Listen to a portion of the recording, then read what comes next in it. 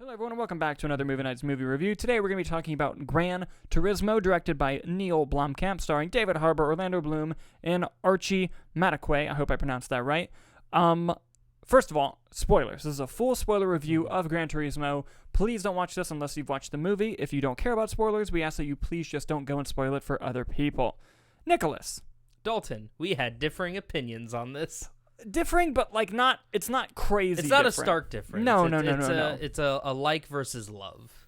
Yeah, in a way. In a sense. In a way, yeah. All right, I'll let you take the lead on this here. Cool. Go ahead. What'd you love? This movie was better than it had any right to be. I think so, personally. And look, Neill Blomkamp's a good filmmaker. He's hit or miss in his filmography, and I thought that this movie was exceptionally fun. I thought it had amazing emotional beats. This is where we'll differ. I did not feel the runtime of this movie personally, and I'm going to say it. Every review I've read of this movie has said that they should have cut the romance. I thought it was delightful. I bought the chemistry. I bought the characters. I liked the journeys they went on. I thought it was great. I do have... It's not a perfect movie by any stretch of the imagination. It has a couple flaws, some of them that bother me more than others. But overall, I was very pleasantly surprised, and I had a great time. And I was on the edge of my seat. I drove like an asshole after the movie. It did everything right. I liked the movie. Yes. I did enjoy it. I'll go into positives. I thought that all the racing scenes were very thrilling. I did feel that. I enjoyed all of the performances. I thought the direction was very well put together. It was a very well put together movie, highly stylized, which I feel like we don't get a lot of lately. They bought a drone, and my God, they were using the drone. Yes, they did. And I agree with you in that based on the trailers and everything it was better than any right it had to be. There you go. You got it. Is that close? Yeah, you got it. I don't know why I couldn't get that one out. And yes, I did feel the runtime. I did not care for the romance, and I felt like there was a lot of excess that could have been cut out that kind of got me sort of just like, all right, can we get on to the next scene? Or at that point, let's get on to the next race, because that's when I actually felt the excitement of the movie. I gotcha. Yeah, fair. All right, let's deep dive into a little bit more. Yes. I'll talk about things I didn't like really quick. Okay. Hollywood has this thing where they're just like, let's take Djimon Hounsou and just not let him live to his full potential. How many movies have we seen that happen in? Almost all of them. And I thought he was excellent in the movie. The emotional beat at the end of the movie when he goes to the race and apologizes to him, I was like, I was feeling stuff. That got me. I wish there was more of him, because he kind of has this really important part in the first into the second act and then just kind of disappears until the third act of the movie. They do that one scene where they watch his crash, but I felt like it almost felt like an afterthought, and I don't... At least he came back, unlike the brother who just disappeared. He was there at the race, but it was like I agree. It was like a quick shot of him there. Something else was the movie will not stop reminding you that this isn't a game, this is real life. If you could make a drinking game out of how many times they say that. You mean to tell me we're going to take gamers and put them on the racetrack? They do it a lot. Like okay, the first 2 times I'm like, okay. And then I guess I just had to remind myself, I guess most of the people that this movie's made for are people like my parents' age who didn't get to experience gaming as it is now and are just so amazed by the story. And okay, can I tell you the biggest... This is going to seem like not a big deal. Yeah. There was a part in the movie that was so goddamn awful that I laughed out loud. Was it when the car chase happens and he gets the achievements? I loved that, first of all. I hated that. I was like, don't do this for the rest of the movie. I thought it was gorgeous. I loved that. Charming. It was very bad. It was charming. It was cheesy, and I'm glad that was the only time it happened. It was charming. I disagree. But... We're not playing Grand Theft Auto here. Listen, it was I thought, personally, I thought it was very charming. I smiled when that happened, and I thought that chase was shot very well. But the part that made me laugh out loud, because it was not good, was... Because it's such an emotional... on the script, it's not the director or the screenwriter's fault. It's Sony's through and through. There's a great beat in this movie where right before his race, where he wrecks... He gives David Harbour a gift and says, don't open it till after. And when he opens it, it's like an updated music player, but it's the Sony player. And it's so clear in your face, the Sony player. there's no way in fucking shit that's what he bought him. Like, he definitely buys him an iPod or something. Yeah, like an iPod Nano. But, like, this is a Sony movie, and, like, that, when he opened it, because it stays on screen for, like, 3 seconds. Yeah. And I'm like, Jesus Christ. Like, I saw that, and I was like, God, why Sony? But yeah. The film also, just in terms of negatives, I think that it didn't know how seriously it could take itself at some points, because it definitely didn't take itself seriously the whole time. It is very cheesy. See, I think they took themselves seriously the whole time. See, they did. Like the but the movie, stuff they were cheesy. But like to watch a grown man try to call someone a noob, and that be in full seriousness as like an insult, is added to the charm of the movie to me. Where I was like, okay, this is cheesy, but I don't think that was their intention. To me, where the movie was cheesy was just it's checking all the boxes of a sports movie and like a racing movie. Like, it was just like, oh, okay, this is the part where he thinks he can't do it. This is the part where he should get eliminated, and then he was right about the brakes, and then doesn't. That the storytelling structure is what was cheesy to me. Yeah, but I thought the way that it achieved the actual execution of everything was great, and I think part of that. This is one of my favorite David Harbour performances, and I'm not even kidding. I think he is exceptional in this movie. Yeah. Like, I mean, he hasn't been good at anything since Stranger Things. Listen, he's unbelievable. Like, I believed every word out of his mouth. There's an amazing sequence when he's talking to him at like a hotel lobby, and he's asking him very specific questions on like, does it still feel like the world slows down and it's just you in the car and nothing can stop you? And it's just like how much he misses driving. Like, I believed every word. But the thing is, I think the script overall and the dialogue was very generic and cheesy, and I think that David Harbour's performance helped to hinder that, because that line is basically in every racing and every sports movie. Of course. Like, when you're up there, it's euphoric. Yeah. You feel like you're floating, Yeah, but to me, because like I've seen baseball movies do that a lot, talking about like being at the plate or being on the mound. Yeah. But to me, David Harbour, like, I'm being repetitive. He's so good. Like, I thought every sequence he does in the movie, like even when he tells him, they really drag out. This is another thing. They drag out why he stopped racing, because they want it to be after he has the wreck. Yeah. But when he tells him the story, I believe every word out of him. I was watching that scene though, and I did like that scene, but I was like, okay, and here's the part where I reveal that he was in a wreck and it killed someone, and I was like, and I say that like this isn't based on a true story, so like that these aren't people, that's terrible tragedy. But I was like, this is part of the narrative. Of the movie. Yeah. But what I loved about that scene was him handing him the keys and saying, "You need to finish the race." That was a great moment. Like, that no matter was a how great slow, moment. like we'll just go for a drive. And I was like, I liked that more than that emotion. Like there were 2 beats there that happened, and I loved that one. The other one, I was like, and we got this now. Yeah. Like, I knew this as the audience. And another thing, and this is something about the movie I think people are taking for granted. This movie is exciting as hell. Like, it was very thrilling. Every race is exciting. Like, even the dude. Okay, Neill Blomkamp, one of the greats when it comes to incorporating visual effects. When he's in his room and it becomes the car, like that transition. Awesome. And it looks great. It looked great.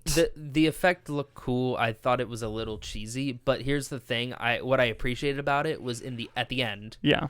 Right, as he's racing in the actual race, and it goes back to him because it was always him racing in the video game and becoming the car. Yeah. And it went from the car to the video game. Yeah. And you get that flashback with his dad of like, I need to do the lane, and you're like, yes, I knew this was coming. Like, and it's one of those like, but I appreciate at least that they did not just cut to it randomly.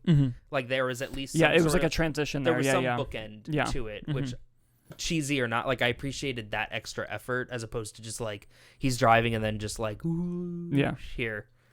Yeah. No, another cheesy. The first 45 minutes were a little like, it was a lot of the gamer to racers, and I was like, I just want to get to the camera. Where I fell in love with the movie, it was when he escaped from the cops.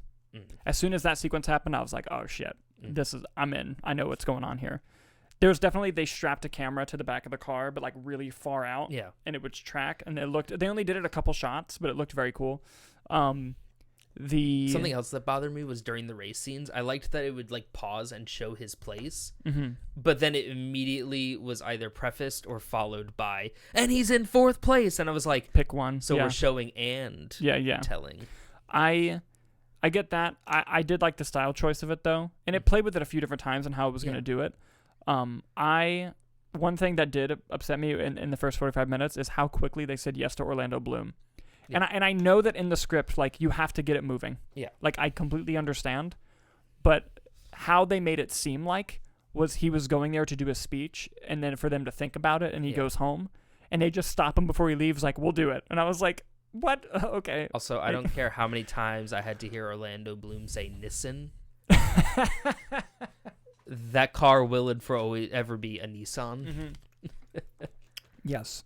So they also blew past him meeting the creator of the game, which I thought could have been a much more profound moment. He was at like every race. And it's like, you haven't met until this point. Yeah. Like, did the movie feel like a Sony ad sometimes? A little bit. So, like, I know this is based on a true story. So, Jan's story is true, everything that happened. I didn't really do any research on it beforehand. So I'm watching the movie, and that car lifts up, and he gets in the wreck. I, like, was looking. I was like, what the fuck is about to happen here?